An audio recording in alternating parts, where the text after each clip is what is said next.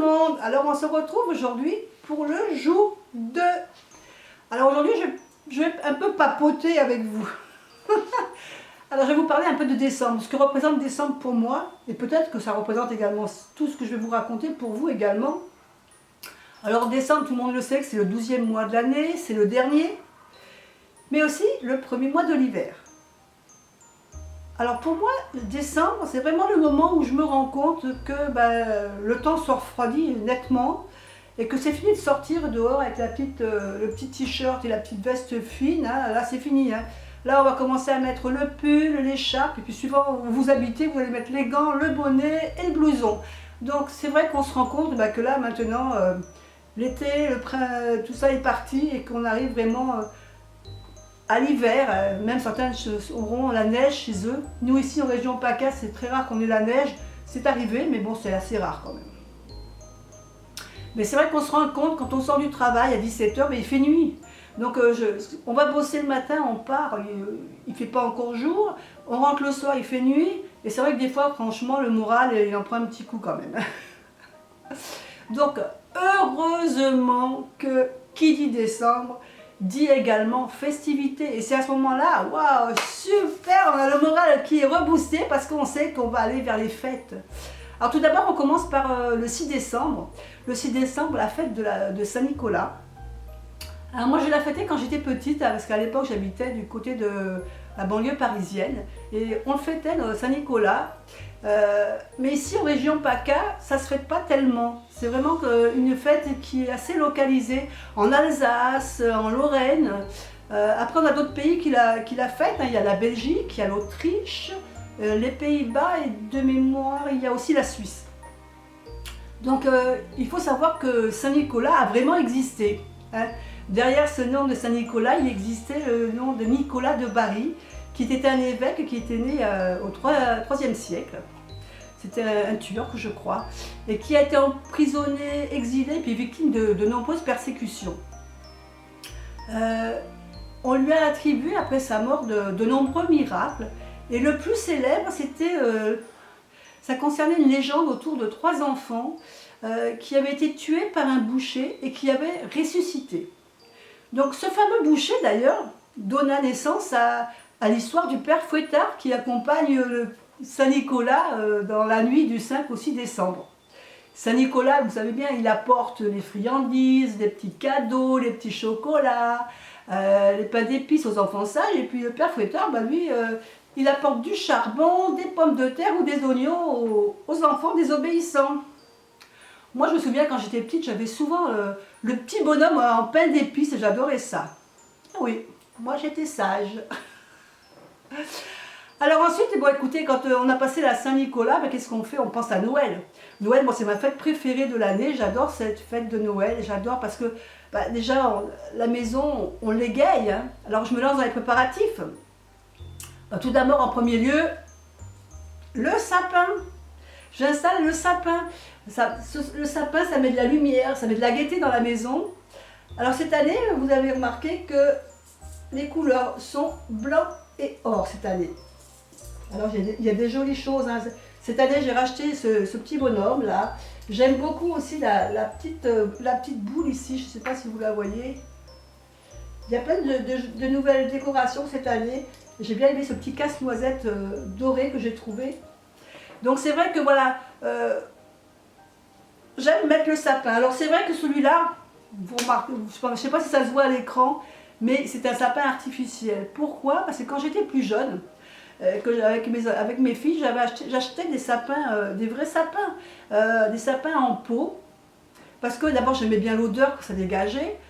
Mais le problème, voilà, c'est que dans les appartements, avec la chaleur, les sapins ils perdaient leurs aiguilles. Il y avait moins de choix au niveau des sapins à l'époque qu'on a maintenant, hein, parce que voilà, maintenant vous pouvez avoir des sapins qui tiennent bien, mais là en appartement c'était pas possible, il y avait des aiguilles de partout. Le chat, il adorait venir jouer avec les boules, donc il jouait avec les boules et puis tout s'éparpillait dans la maison, donc c'était vraiment une catastrophe à ce niveau-là. Donc j'ai fini par opter par le sapin artificiel. C'est vrai que c'est moins agréable, mais bon, c'est plus pratique. Maintenant, je reconnais que si j'étais en villa, mon rêve, ça serait d'avoir un magnifique sapin bleu au milieu du jardin, dans une pelouse bien verte. Un Douglas peut-être, vous savez, avec ses grandes branches étalées et puis les épines assez souples. Mais bon, pour l'instant, ça reste un rêve et qui sait, on ne sait jamais. Alors après, évidemment, il existe d'autres sortes de sapins. Vous avez le plus connu qui est l'épicéa, qui est très connu, hein, c'est le plus courant. C'est le plus parfumé aussi d'ailleurs, c'est celui-là qu'on trouve un peu partout. C'est le plus facile également à replanter. Son inconvénient, il perd les épines. Mais bon, voilà, il faut faire un choix. Après, si vous voulez un sapin vraiment pour un appart, l'idéal c'est le Norman. Hein. Le Norman, c'est le plus résistant. Il a des aiguilles qui ne piquent pas en plus, donc c'est vraiment l'idéal si vous avez des enfants en bas âge, parce que ils pourront s'approcher. Quand on met le sapin, les enfants, la première chose qu'ils font, ils vont voir, ils touchent les boules. Et là, ils ne risquent rien parce que les épines ne leur feront pas de mal. Hein. Donc, il y a le nobilis aussi, appelé aussi sapin noble. Alors, il a une jolie forme conique, ce sapin. Il est très beau, il est majestueux, avec des grandes branches bien fournies, argentées. Et il a un peu une odeur citronnée. Mais, bon, voilà, je ne vais pas vous énumérer toutes les sortes de sapins. Je vous ai simplement donné les plus répandus. Hein. Donc, ce sapin, c'est bien beau d'avoir un sapin, mais après, il faut le décorer. Et si vous êtes comme moi, ben moi j'aime bien chaque année changer un peu la déco. L'année dernière, il était avec plus de touches de rose. Cette année, il n'y a que du blanc et du or. Donc j'aime bien un peu changer, voilà, changer un peu toutes les décos. Et puis au fur et à mesure des années aussi, j'aime bien améliorer donc la déco aussi de la déco de la maison, la déco de l'appartement, la déco sur le buffet, la déco de la table. Donc je rachète une nouvelle nappe. J'aime bien voilà, changer de touches, de couleurs, de nouveaux styles. Voilà, c'est les petits plaisirs à chaque fois de la fin de l'année, ça. Alors après, ben, il reste à prévoir les cadeaux. Les cadeaux pour les enfants, les petits-enfants, pour la famille. Alors là, c'est que du bonheur. Moi, j'adore offrir, donc c'est mon plaisir de chercher le petit truc qui va faire plaisir à l'un, qui va faire plaisir à l'autre. Bon, pour les petits-enfants, c'est plus facile parce que maintenant, ils font des listes. Donc, ils nous envoient les listes et puis on fait le choix. Mais pour les personnes un peu plus grandes, ben, il faut chercher. Mais bon, c'est vraiment un moment privilégié pour moi et j'aime bien, voilà, c'est un moment qui fait plaisir.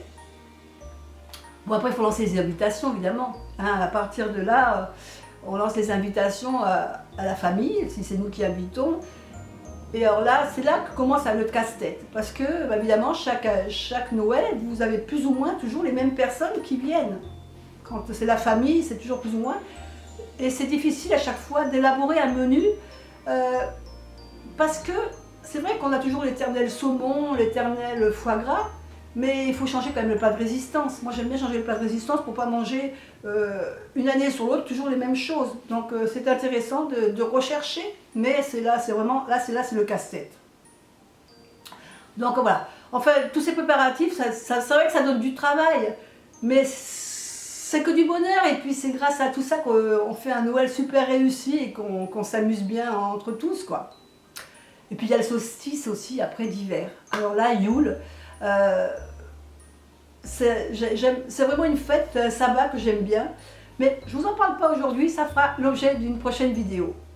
Et voilà, pour finir cette vidéo de notre jour 2, bah, je vous livre une petite citation d'Alphonse Allais que j'aime bien, qui dit « Une chose facile à avoir en décembre, c'est du sang-froid. » Voilà, moi je vous fais des bisous. Je vous donne rendez-vous demain pour une autre vidéo. Bye bye.